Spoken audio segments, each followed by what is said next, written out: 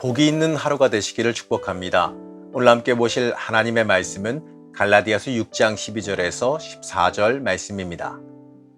무릇 육체의 모양을 내려 하는 자들이 억지로 너희에게 할례를 받게 함은 그들이 그리스도의 십자가로 말미암아 박해를 면하려 함뿐이라.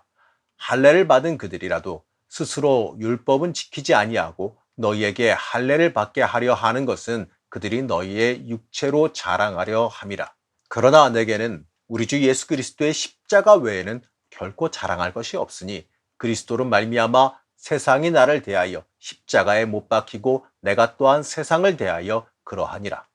오늘 말씀은 갈라디아서의 결론에 해당합니다. 바울은 이 부분을 통해서 이 갈라디아서 전체를 다시 한번 요약해서 말하고 이 갈라디아 교인들을 축복하면서 편지를 마무리합니다.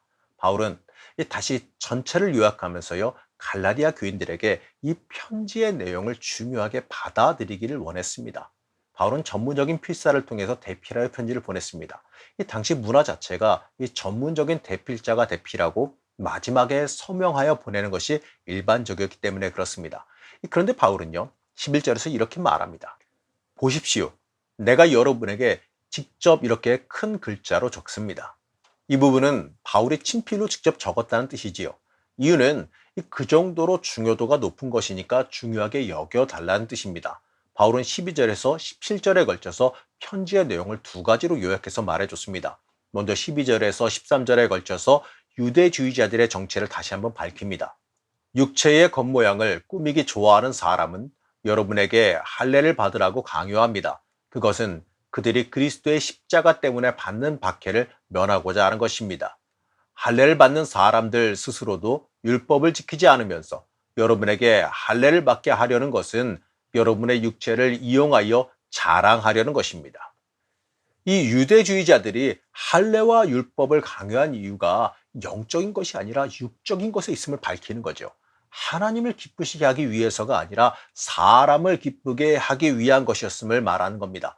바울은 그들을 가리켰어요. 심지어 자신들도 스스로 율법을 지키지 아니하는 사람들이라고 말합니다.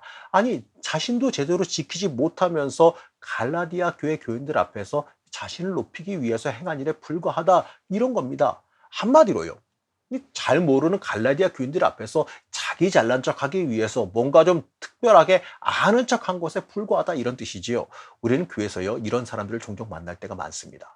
본인은 제대로 하지도 못하면서요, 남에게 이 철저한 기준을 적용해서 정죄하는 사람들이 있지요. 자신은 자기만의 기준에 의해서 최대한 관대하게 자기는 대하면서 남에게는요, 율법주의적인 정죄를 일삼는 사람들이 존재합니다. 마치 자신이 기준 정하는 사람처럼 구는 거죠. 이러한 사람은요, 영적인 사람이 아니에요. 영적인 채 하는 사람입니다. 자신이 기준을 정하는 사람인 척해서 자신을 높이기 위한 사람에 불과하다는 겁니다. 이러한 사람은요, 철저히 육적인 사람입니다. 그리고 다른 사람을 망하게 만드는 사람에 불과합니다. 참되게 성령 받은 사람은요, 절대로 다른 사람을 정죄하지 아니합니다. 다른 사람 앞에 나서서 잘난 척하지 않아요. 그리고 바울은요, 이 사람들을 가리켜서 말하기를 그리스도의 십자가 때문에 받는 박해를 면하려 드는 사람이다라고 말합니다. 이 사람들은요, 한마디로 고난을 두려워하는 사람들이란 겁니다. 주를 위해 당하는 고난, 예수를 위해 당하는 고난을 두려워하는 사람들이란 거죠. 복음 지키기 위해서, 복음대로 살기 위해서 받아야 되는 고난을 받기 싫어하는 사람들이란 겁니다.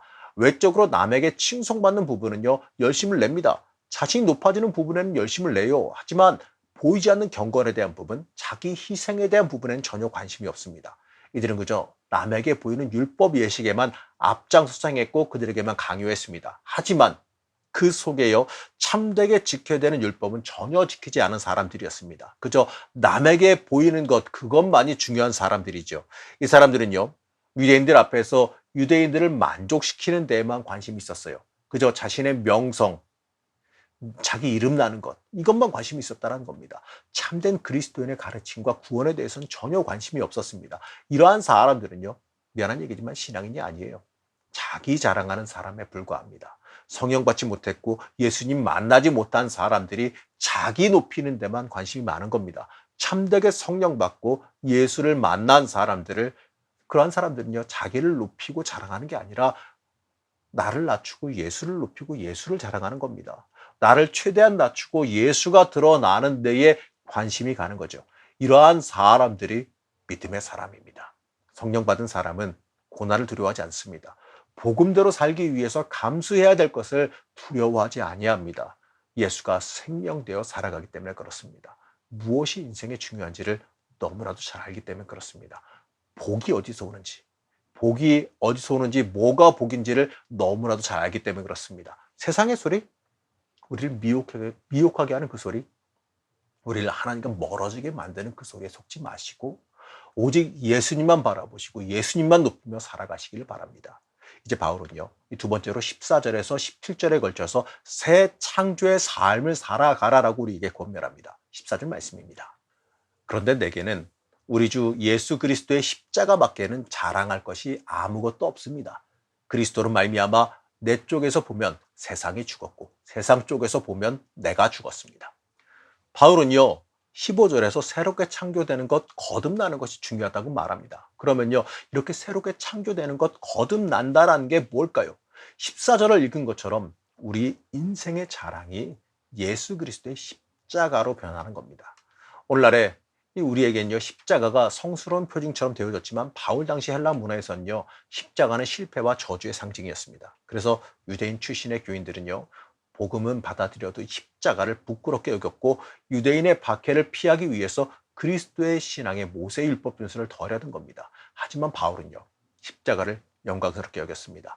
십자가는 그리스도의 고난과 죽음이지만 우리에게는 구원을 뜻하기 때문에 그렇습니다. 십자가는 그리스도인의 모든 소망의 근거가 되어줌을 믿어야 됩니다. 바울은 이것을 전하길 원했어요. 어떤 시련이 다가오더라도 십자가를 굳게 의지함으로써 그 시련 안에서 오히려 기뻐할 수 있다. 이것을 가르치려고 했습니다. 맞습니다. 이 그리스도인에게 십자가는 가장 큰 영광입니다. 우리도 그렇기 때문에 십자가의 영광을 기쁘게 받아들일 수 있어야 됩니다. 십자가 바라보면서요, 우리를 향한 하나님의 사랑을 먼저 떠올리고 그 사랑에 감사할 수 있어야겠지요. 바울은 이어서 세상에 대해서 죽었다 이렇게 말합니다. 그리스도로 말미암아 내 쪽에서 보면 세상이 죽었고 세상 쪽에서 보면 내가 죽었습니다. 이렇게 말해요. 바울은 세상적으로 굉장히 많은 것을 가진 사람이었죠. 높은 신분, 재산, 높은 학식과 사회적인 지위를 가졌습니다. 그러나 그는요, 예수님을 만나고 난 뒤에 그것을 다 버렸어요. 배설물로 여겼습니다. 세상 권세를 누리기를 단념했다는 얘기예요. 그러므로 인하여서요, 오히려 십자가의 능력을 더 크게 경험했습니다. 바울은 삶의 목적과 가치가 세상에 있지 아니하고 십자가의 길에 있었습니다. 이 세상보다 더 높고 좋은 것을 추구하다 보니까요, 이 세상에 아무런 가치가 없어지게 된 거죠. 물론 우리가 이 땅을 살아가면서요, 세상 모든 것을 다 버릴 수는 없을 겁니다. 하지만 뭐가 중요한지, 뭐가 먼저인지, 뭐가 우선순위인지는 정할 수가 있겠지요. 예수를 위해서, 십자가의 길을 위해서 세상의 것을 내려놓을 수 있느냐의 그 문제를 우리가 마주하게 됩니다. 여러분, 우리도요, 세상 것보다 더 귀한 예수님의 십자가를 붙잡는 결단을 우리의 인생 속에 살 수 있어야 됩니다. 여러분, 그것이요, 더 큰 복의 길임을 절대로 잊지 말아야 됩니다. 바울은 거듭나는 것, 새롭게 창조되는 것, 이게 중요하다고 말했습니다. 맞습니다. 우리가 참된 복의 길을 걸어가는 것, 십자가 중심으로 변화하는 것, 이게 거듭남이고 새롭게 창조되는 일임을 깨달아 알아야 됩니다. 세상 중심으로 살아가던 삶이 예수 중심으로 십자가의 길을 따르는 방향으로 변화하게 된다면 그 삶이 진정으로 거듭난 사람의 삶이 되기 때문에 그렇습니다. 거듭난 사람은요, 예수님의 보혈만으로도 충분해요. 바울은 이제 마지막으로 너무나도 중요한 발언을 하게 되는데 바로 17절 말씀입니다. 이제부터는 아무도 나를 괴롭히지 마십시오. 나는 내 몸에 예수의 상처 자국을 지고 다닙니다. 바울은 복음 전하기 위해서 많은 시련과 핍박을 받았습니다. 바울은 복음을 전하다가 실제로 아마도 몸에 많은 상처와 흉터를 가졌을 겁니다. 바울은 이것을요, 스스로 자랑거리로 여겼어요. 내가 그리스도의 길을 가기 위해서 받은 고난과 상처, 이것을 자랑했다는 겁니다. 그 길이 영광의 길이 되기 때문에 그렇습니다. 여러분, 우리는 잊지 말아야 됩니다. 내가 예수를 증거하기 위해서, 내가 십자가의 길을 걸어가며 살기 위해서 당하는 고난과 시련은요, 전부 내 인생의 영광이 됨을 잊지 말아야 됩니다. 그 상처는요, 예수님의 상처입니다. 바로 영광의 상처입니다. 우리는 이것을요, 두려워하지 말아야지요. 그 길이 생명의 길이고 영광의 길이 되기 때문에 그렇습니다. 내가 감히 무엇이길래 예수의 영광의 상처를 몸에 지닐 수 있을까요?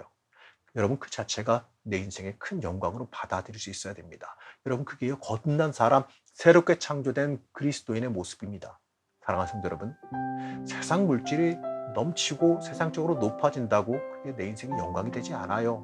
아무리 내가 세상적으로 높아지고 많은 것을 누릴지라도요, 내 몸에 예수의 상처가 없다면, 예수의 흔적이 없다면, 예수를 위해 삶을 살아간 그 흔적이 없다면, 말씀이 생명되어 살아간 흔적이 없다면 그 인생은요, 영광에 이르지 못하는 인생임을 잊지 말아야 됩니다. 여러분, 우리는 무엇을 위해 살아갑니까? 갈라디아서를 읽어가면서 우리는 변화할 수 있어야 됩니다. 우리 스스로를 돌아보고 신앙의 본질을 추구하며 살아갈 수 있어야 합니다. 예수의 상처를 영광 삼아 살아가는 삶을 살아가시기를 여러분 이 시간 간절히 축복합니다. 우리를 사랑하신 하나님, 우리가 예수님의 은총으로 살아가고 있음을 고백합니다. 우리가 십자가 그 사랑으로 살아가고 있음을 고백합니다. 우리가 십자가의 영광을 자랑하며 살아가길 원합니다. 예수를 위해 받은 그 고난을 기뻐하며 영광 삼으며 살아가기를 원합니다. 우리가 새롭게 거듭나는 은혜가 있게 허락하여 주시옵소서. 오늘 하루를 살아가면서 참된 은혜의 길 위에 서기를 원하오며 거룩하고 존귀하신 예수님의 이름으로 간절히 기도드렸습니다. 아멘.